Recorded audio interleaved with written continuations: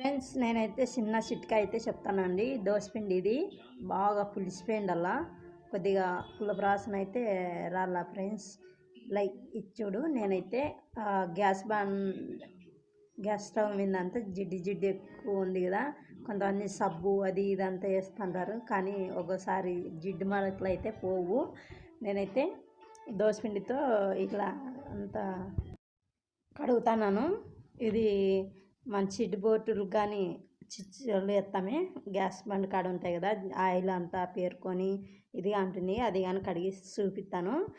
First అంతా గ్యాస్ది stove అంతా కడిగినాక మళ్ళీ ఫస్ట్ నీళ్ళు పోసి ఇదంతా కడుక్కోవాలండి.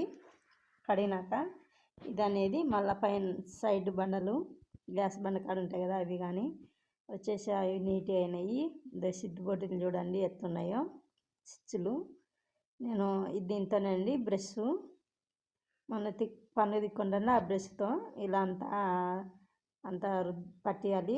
పట్టించినాక 15 నిమిషాలు నాకంతా తడి బట్టతో తుడుచుకోవాలి ఫ్రెండ్స్.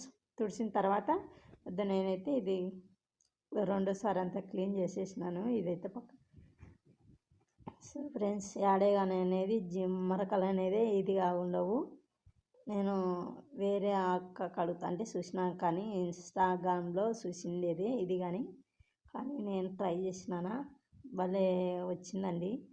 ఇది నేను 2 రోజులైనా బాగా నీట్గా ఉంది. చూడు ఫ్రెండ్స్ ఎంత బాగుందో. ఒకసారి మనం సబ్బు ఎత్తాం కానీ ఒకసారి జిడ్డు అనేది పోవు. వచ్చేసి మళ్ళా చింకు కానీ కడిగిన చింకు కానీ బాగుంది. వచ్చేసి చూడండి ఎంత బట్టతో అయితే ఇలా అంతా తుడుచుకోవాలి. మళ్ళీ గట్టిగా తేమ బట్ట కాదండి, ఒట్టి బట్టతోనే తుడుచుకోవాలి. ఇది తుడుచుకున్న తర్వాత ఎంత ఇదైతే ఒక్కసారి ఇదంతా అట్లా తుడుచుకోవాలండి. వచ్చేసి ఇది అయితే చేయండి. లైక్ కొట్టండి, షేర్ చేసుకోండి ఫ్రెండ్స్.